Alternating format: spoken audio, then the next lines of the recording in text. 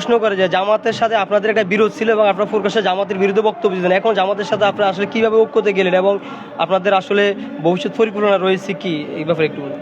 এই ব্যাপারটা পরিষ্কার, তোমরা জানো যে আমরা মৌলিকভাবে ঘোষণা করেছি যে ইসলামের পক্ষে একটা বাক্স। এখানে শুধু জামাত না, এখানে যত ইসলামী দল আছে সব দলের ব্যাপারে আমাদের এই ঘোষণাটা আছে।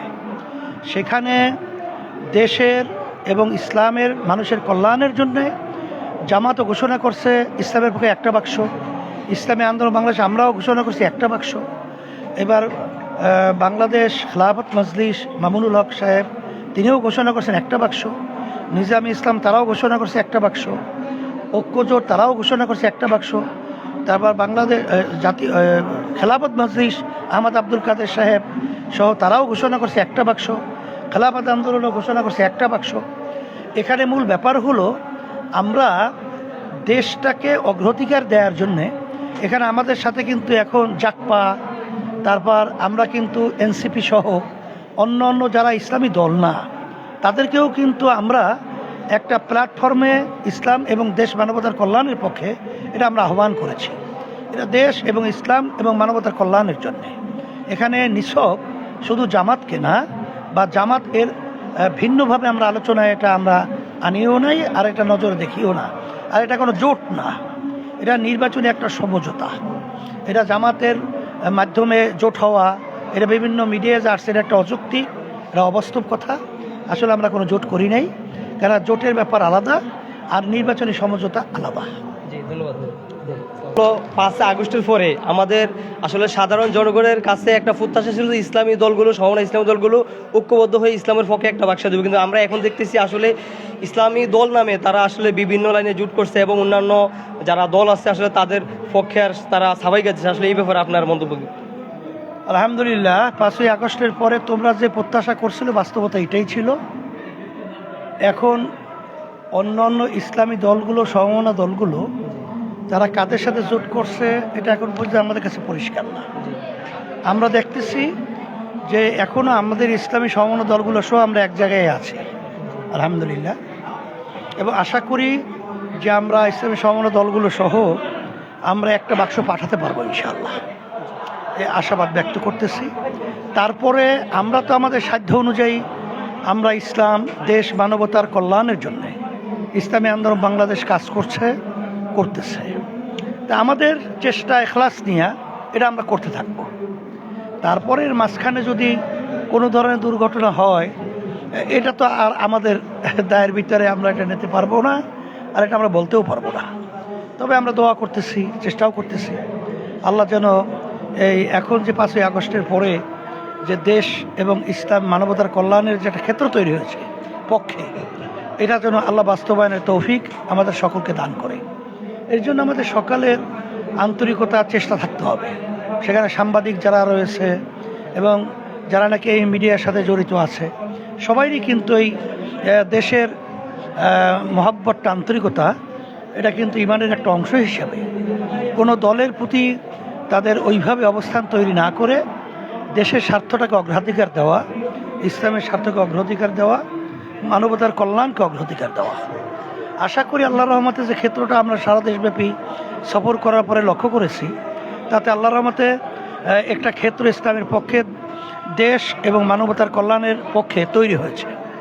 এবং আশা করি আমরা যদি যারা নাকি ক্ষমতা প্রেমিক রয়েছে, ফ্যাসিস্ট চরিত্রে রয়েছে, চাঁদাবাজ এবং যারা নাকি লক্ষ লক্ষ মানুষকে মিথ্যা কেসের মাধ্যমে তাদের সংসারকে বিরান করতেছে এবং আমাদের দেশের টাকা বিদেশে পাচার করে বেগমপাড়া তৈরি করে এই দেশটা একবার দুইবার না 5 বার চোরের দিক থেকে দুর্নীতির দিকে ফাঁস বানিয়েছে।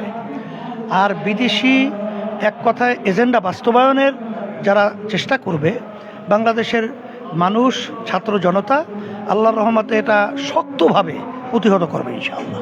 জি হুজুর, আসলে আমরা একটি দল দেখতেছি যে আপনারা বলতেছে আসলে 17 বছর আপনারা আসলে হাত ফাঁকা দিয়ে আসলে নৌকাকে বাতাস করছেন। আসলে এই কথাটা আমরা বারবার এটার প্রতিক্রিয়া বক্তব্য দেওয়ার পরও তারা এখনই কথা বলছে, আসলে তাদের ব্যাপারে কি বলবেন?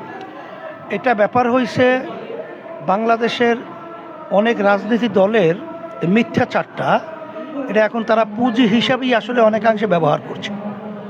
রাত্রকে দিন বানানো, দিনকে রাত্র বানানো, আর যারা এরকম মিথ্যা যারা নাকি অভ্যাস, তাদের মাধ্যমে কখনোই দেশ জাতি জনগণ তাদের মাধ্যমে কোনো কল্যাণ, এটা একটা অযৌক্তিক স্বপ্ন, এর চেয়েও মারাত্মক তাদের থেকে কল্যাণ আসতে পারে না।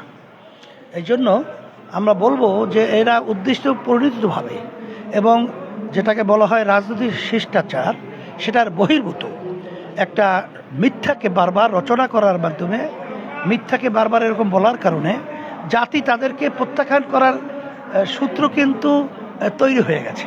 জাতি এরা বুঝে ফেলছে যে এরা মিথ্যুক।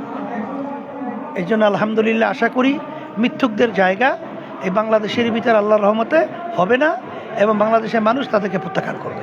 জি হুজুর, আফরাদ দাবি তুলছেন যে পিআর পদ্ধতিতে নির্বাচন হবে, কিন্তু বিএনপির মহাসচিব মির্জা ফখরুল আলমগীর মনে হয় গত 2-1 দিন আগেই বলছে আসলে পিআর কি জিনিস উনি নিজেই বলে না, উনি বুঝে না। আসলে উনি দলের এত বড় একটা দায়িত্ব ছিল, এই কথা বলছে। আসলে এই ব্যাপারে আপনার মন্তব্য কি? এটা আমরা বলেছি, যারা পিআরের ব্যাপারে এই ধরনের তুচ্ছ তাচ্ছিল্য করে কথা বলে, আসলে তাদের রাজনীতি করার অধিকার থাকতে পারে না। কারণ 91টি দেশের মধ্যে পিআর রয়েছে, আর যেখানেই পিআর আছে 2-1টা বিচ্ছিন্ন ঘটনা ছাড়া নেপাল সহ, কিন্তু যদিও নাকি এই আচরণগুলো থাকার পরেও তারা কিন্তু পিআরের পদ্ধতি থেকে ফিরে আসে নাই। আর পিআর পদ্ধতির মাধ্যমে শতভাগ মানুষের ভোটে তাদের মূল্যায়ন হয় এবং এককভাবে ফ্যাসিস্ট চরিত্রের সরকার তৈরি হয় না।